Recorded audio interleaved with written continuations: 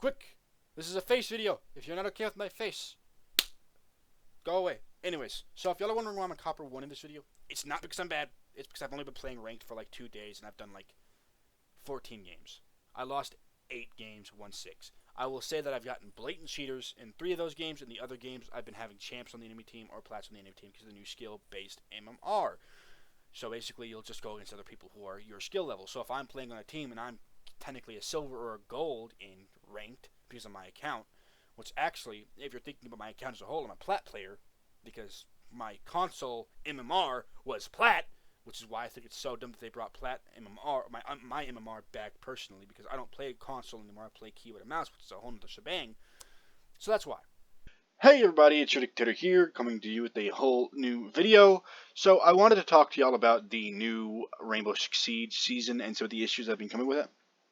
So as y'all know, a long time ago, back when Operation Health first started out, they were talking about stopping the release of, well, this is after, I would believe, after, like around Class and Maverick, where they were saying that they were going to start only releasing one operator per season to prevent certain crash bugs as well as just random glitches.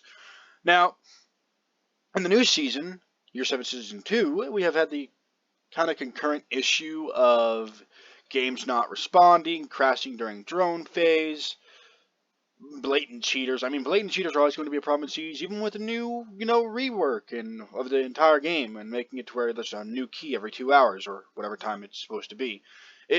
I will say that it seems that they have gotten rid of most of the less blatant, but there are still some pretty bad, blatantly obvious cheaters out there, and I think that they're going in the right direction for the cheater up front, but now we have the new issue of none of the season's stuff working correctly. As y'all know with the new changes to the season, there's been this weird glitch that, you'll randomly get disconnected from a game, you'll crash on drone phase, things like that. But I want to talk to y'all more about something that a lot of people have been mentioning. So you can see our core challenges, but as soon as you try to click on time limited, you get the challenges are currently not available. They're saying that it's really just a redirecting error, is what they're trying to say, I believe. But if it were a redirecting error, it would not be happening to like 90% of the Siege community. It's very odd to me that right now, currently, you can't even collect challenges. I think it started since about a week and a half ago for me. And I thought that was a bit weird, but I thought I'd have to fix it the next couple of days. But no, because they're even having issues with the servers. I don't know what's happening. I'll hop onto Twitter every 2 or 3 days, and I'll just find out that the day that I wasn't on, the entire game was down. Or, stuff like that, where you can't even play the game for certain amounts of days. They gave the 2-day renown boost and Battle Pass experience boost thing. But let's be real here. The changes to the Battle Pass, the changes to the Ranked, everything that they've done, I feel like is causing more harm than good. As well, they're not really making... I know that we were demanding new maps for, like... Because, when you're cycling the same maps for over 4 years, with nothing new, well, I don't know about 4. I've been playing for a while, but not... I'm pretty sure there was a new map before then, or after then. But anyways... Emerald Plains, Nighthaven Lab, they both suck. Let's be real here. They're not great maps. Nighthaven is a better map for rank when it comes down to defense, but I feel like it's a pretty bad map when it comes down to anything else. I mean, they want to quell the attacker issue, but I mean, the Outback rework alone should tell you enough to say not to put a door on every goddamn room into every other room and make it a maze. That's what they did with Outback, and they did it again with Emerald and Nighthaven. No, I think Emerald's a pretty good casual map. It's not the worst map in the game. I actually enjoy playing it. But at the same time, I feel like the newer maps, I think they're trying to work into ranked rotation just to spite the players. I mean, even now, they're trying to prevent us from banning the newer maps by saying, oh, well, we want you to learn how to play it because it's going to stay. I think that's a backhanded attempt at being rude. You have this entire divide between what the community wants, what the esports players wants, and what Rainbow wants, Ubisoft wants. Ubisoft doesn't really know anything about their game. Obviously, I mean, for Christ's sakes, the latest released operator, Solace, is very good, I will say. But look at Sens before her. I mean, we can go through right now and talk about it. Because let's be real here, Sens is not that great of an op, neither is Grim. You're really releasing kind of like mid-tier operators who are just kind of bad releases. I mean, for Christ's sakes, the only really good operators they released are just reworks of other operators. Let's look at Solace. The idea behind her is an IQ on defense. Thorn, think of a Kapkan that doesn't require a door mount. that's on a timer.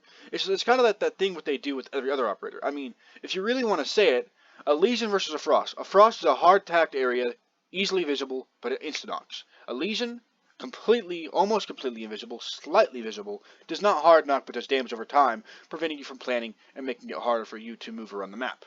It's kind of that idea of, rather than creating something new, they rework. I mean, even with like Bartlett University, that's what they did with the new Emerald Plains map. It was originally supposed to be a rework of Bartlett, but then they decided randomly at some point to completely change the map on the inside, and I feel like that was a terrible, terrible idea. Because yes, while the new map is unique, it is not exactly the best. There's too many exterior walls, meaning that you can push in way too easily, and with how many windows there are, I mean, for Christ's sake, I've found 3 spawn peaks that work every time. They're trying to make it easier for attackers because the current attack win ratio versus defense win ratio, defense, even with attacker repick, is still always winning more.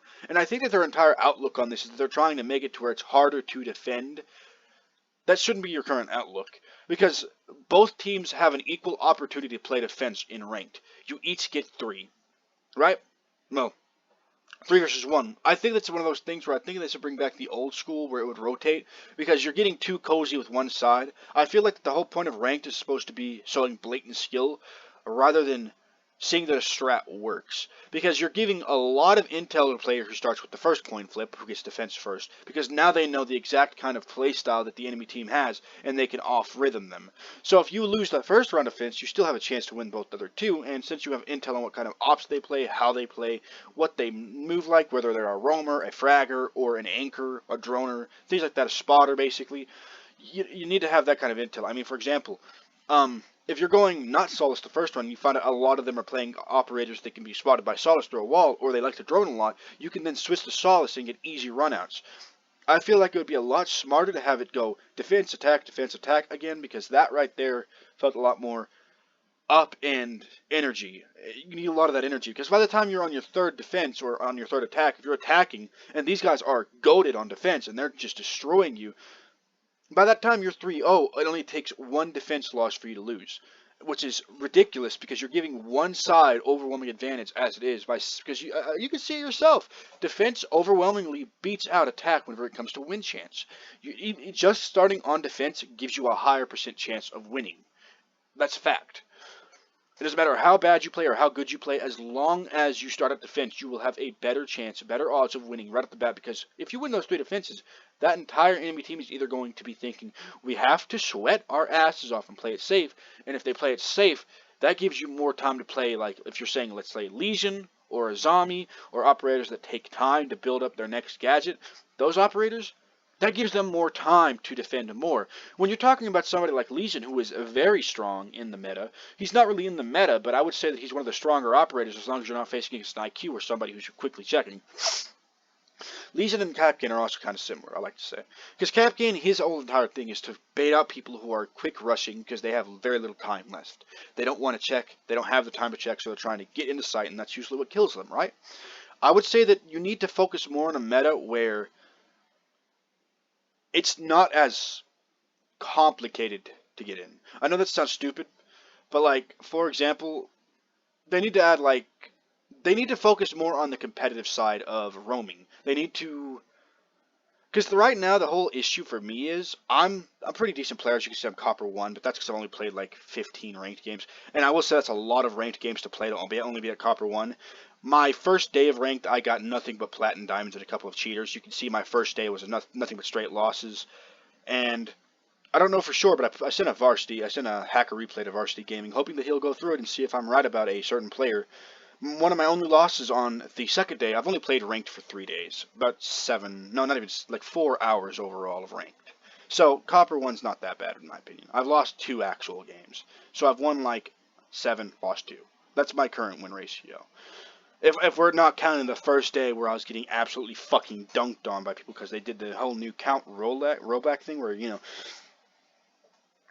And I've been hearing this thing about a lot of people disliking the fact that you start out with your, let's say you switch to a whole new platform and you're sewing as your whole new platform. I think that you should be currently matched against players that you are currently playing the meta against. So, for example, if you're playing keyboard and mouse, you can't switch between levels. You know how they did with Fortnite where for a while there you couldn't switch from console to keyboard in the middle of a match, because that would be broken and it would ruin the meta.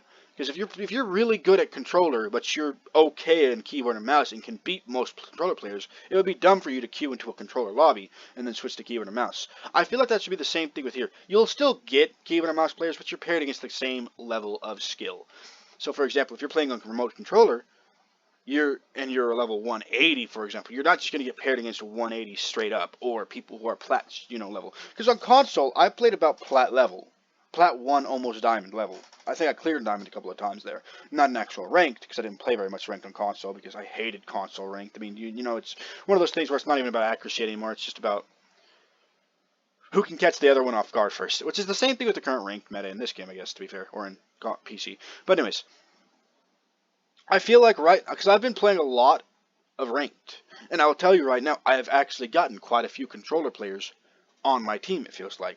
I don't ask them, I don't tell them, but when you don't see somebody Q or Eing without aiming in, angling without aiming in, all you see them do is aim in and then angle, it makes you think, are they controller? Which isn't a bad thing, there's nothing wrong with being controller, but I do say that there is a big difference between a controller player and a console or and a keyboard or mouse player. So you have that issue as well. So now, my issue is currently that I am 179 level overall, and really I'm like a level 60 on PC. Like, I think that's about my rank right now on PC. Like, if you look at my account, you can see that it's pretty fresh. It's not like something I've not been playing keyboard and mouse for very long. I think that I've quickly acclimated, sure, but like, I'm nowhere near what I was on console, shitting on console kids I am on keyboard, fighting keyboard and mouse players. So if you're somebody who's switching from console to PC during the actual progressionary phase where they made it cross-play, I feel like y'all understand what I'm saying, that it's very hard to actually find people who are around your skill level whenever you're pretty much just starting out on keyboard and mouse, and you're playing against people who have been playing keyboard and mouse since you've been playing on controller. That's just my thing, though. It's just one of those things. I mean, there's also the main issue of, for like Tower, for example. It's not a ranked pull map anymore, I don't think. But let me just look at this for y'all. You can counter a balcony play, sure. You can push from balcony and hold all of straight down sight. But usually when you're in a higher level lobby like a gold or plat lobby, what they'll do is they'll reinforce break wall. The one that's against the only non-reinforced window. By reinforced, I mean the ones with like the slats down, these ones right here. Hard right side, behind garage, right above the drive-in garage. That window right there is like my go-to with Ace for whenever I'm trying to push, because that opens up so much and closes off an entire roam around area for them. But even then, do you know how hard it is to Thatcher that whenever there's open windows below? They completely countered the attack push on that, because they thought the attack push was too strong, so they blocked off every window except for one, except for the two in the front. But they didn't block off fully the lower windows, especially the one right here. Look where my mouse is, right here, that's underneath the bank. Not underneath the bank part, but like far left window. That one right there where you can peek out onto the double windows to bomb room A, B, default bomb. That right there, the fact that they decided to do the tops but not the bottoms showed an overwhelming, if not unknowingly overwhelming, favor for the defense. It might have been unknowing. They might have not been aware of the current meta, but usually whenever I'm playing defense and I have somebody repelling on that window right there, I'll have a friend hold it, I will run down to front lobby, peek them, and just shoot them through the windows, the bar's windows, because that is the easiest kill you can get. 9 times out of 10, nobody is holding that, because 9 times out of 10, people forget about it. It is such a rarely used, but it is used enough to where it is seen in like 3 out of every 5 bank games. So like almost a 50% chance of it being used. And they decided to completely counteract an attacker push onto main site or holding main site. And it's not even really main site, because if you reinforce properly as defense, you don't have to worry about that. But there's nothing an attacker can do to counteract that besides hoping to God that there's not somebody roaming first peeking bars. Because that is a very, very strong area to hold. Like just here recently, we got what I think is a cheating vigil. I couldn't really tell. I'm not going to call cheating because let's be real here. It's kind of, I don't like calling cheating as much because in my eyes, cheating isn't as bad a problem as Rainbow as people make it is. You'll see cheaters a lot in higher ranks. But I just recently, like 3 days ago, started playing ranked. So, like, for me, it's not that big of a deal. I'm doing my best just to climb my way to where I should be. I'm usually a gold 1. So, I play plat lobbies in casual, but let's be real, nobody tries here in casual, so it's not that big of a deal to be able to say I play this in casual. I usually climb to about gold 1 or plat 3. I've never gotten into plat, but I got really close and then just stopped playing one season. And it's one of those things where, for me, it's a lot of demotivation, because now, with the whole new season where you have to physically climb your way out of the trenches, because, like, not even 10 placement matches, that's how it feels for me. Like, used to, I've been playing since Alibi and Maestro came out. I haven't been playing since Operation Health. I've been watching content since Operation Health, but I didn't have a console that could actually play Rainbow Six Siege until I got my PS4 and decided I was going to start playing on that. It's one of those things where you're constantly fighting the urge to just throw your, mouse at the wall, because you're getting these lobbies, and even if you win, it doesn't really feel like an accomplishment because you're in copper lobbies and it feels like you're playing against coppers. Whenever in all reality, you can look at the enemy team's ranks. I went 6-2 against a diamond player. Well, he was gold 3 this season, but every other season consistently gold, or not gold, diamond, diamond, diamond, then plat, then plat, then plat, and then on and on and on. He'd been playing since Operation Health. And I wasn't doing that bad against him. We lost because my teammates were all neg, but besides Trevor and another guy, it's one of those things where you keep fighting that urge to just be like, what is the point of removing the skill thing? Because they made it to where now they added crossplay, so they thought, okay, well now there's so many players that you're going to have crappy players on your team either way. This has been an issue since the dawn of time where people can't find a 5-stack, so they decide to just play duos or trios on a squad. That is the worst logic I've ever heard, if that is the case. Where they want to just say screw it to the whole idea. They wanted to do skill-based matchmaking, but not skill-based MMR. It doesn't matter how well you perform in a match against somebody who is 3 ranks above you or 20 ranks above you. You could be a copper 1, and you could get 3 kills on a diamond player and be neutral. And you go down because in their eyes you still lost the round. This has been an ask since the dawn of Siege.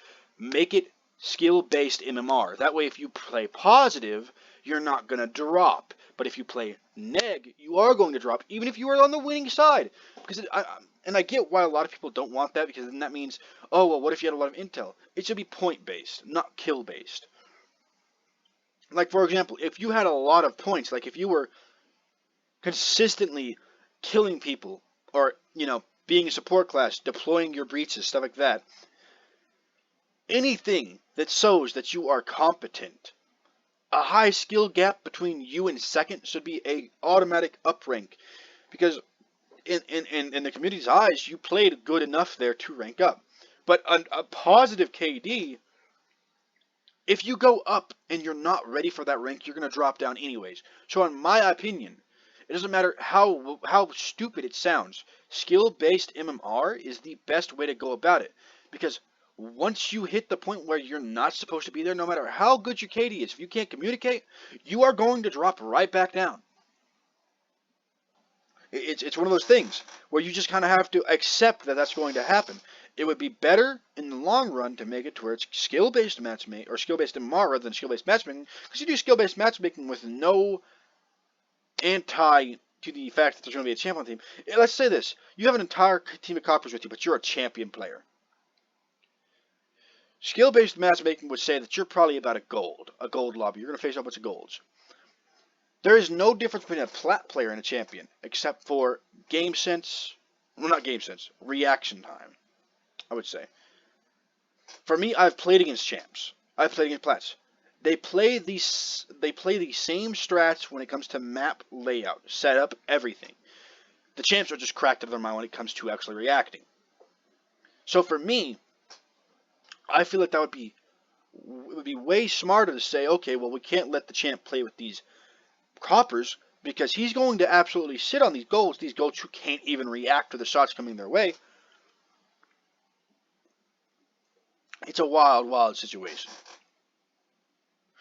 Anyways, I wanted to give you all an update on the entire Siege community thing. I think that's a good enough update. It's a 21-minute video, though, so it's going to be a while before it's actually uploaded. Anyways, peace out, y'all.